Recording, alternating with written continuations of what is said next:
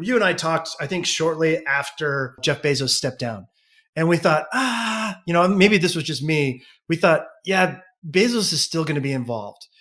But I'm surprised at his lack of involvement. Did you see that coming? And do you think that has allowed Andy Jassy to come in here and do, like you're saying, rethink things, question things that have been sort of the way things had always been done? Even I worked at Amazon for 6 years in the early 2010s. And, even then, my distinct impression was that he was involved from I need to make sure the levers and everything, the high level things are on point. But he was spending a lot of time at Blue Origin.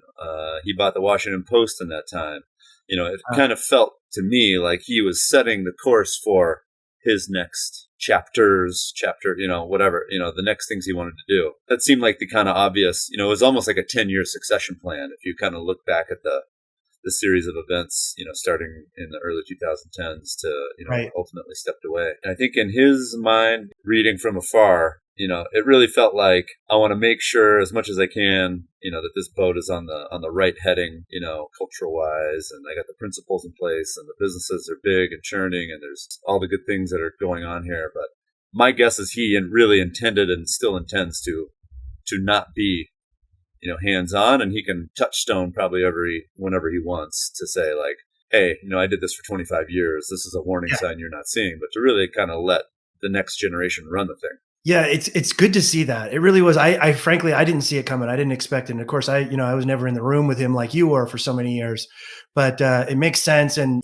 speaking of that buy with Prime discussion, I almost fell out of my chair when I was at Accelerate hearing what they plan to do with buy with Prime. I mean, I never would have imagined that when Jeff Bezos was in charge. What are your thoughts on this buy with Prime thing? And have you tried it? Are you going to try it? What's your take on it? First of all, I'm right there with you. I mean, I'm sure you remember those, like, the 8 a.m. insane drummer and like the opening talk every day was just this like sensory overload, like what the hell's going on? But then I remember like that morning when they said the buy with Prime thing, I was like, wait, what? Like this whole thing is completely insane. And then they dropped that little piece of information in the middle of it. And I was like, holy shit, like that is a huge deal. I feel like that's on the topic of changing years of policy, like being able to direct traffic off Amazon.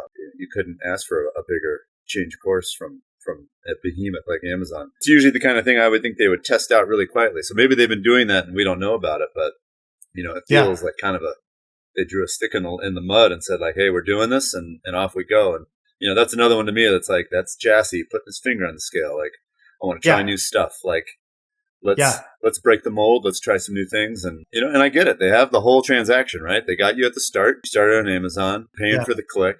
Yep. Those are going to be expensive clicks over time, I'm guessing.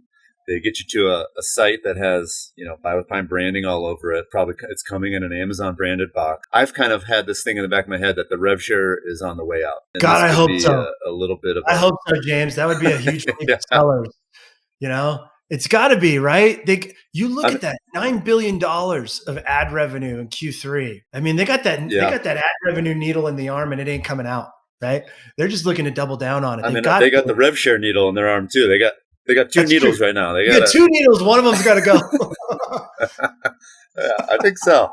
I mean, imagine, at the end of the day, Amazon's never going to change the perspective that they need selection, the best price, the best customer experience. Like that's it. That's it forever, I think, as far as they're concerned. If they basically came to the world of third-party sellers and prospective third-party sellers and said, hey, guess what?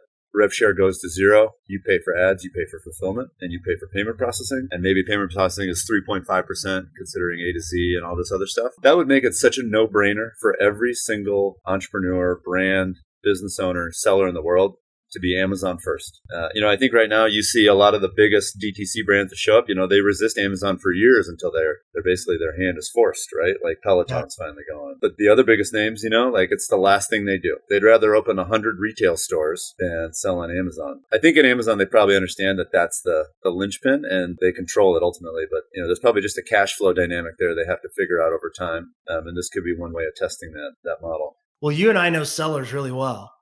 If they have to pay 15% less in a rev share, 10 points of that's going on to the revenue number. They're going to try to spend more on ads to get more impressions and clicks and That's sales. it. I think it would be a net neutral revenue issue for Amazon. It'd be a bumpy path to get there. You combine that with the revenue that you can get with that first party data. I have a feeling Andy Jassy's sending a big Christmas present to Tim Cook this holiday season, for his change and how he's kind of effed over Facebook data. But that first party data is now, it's king. And I think Andy gets that.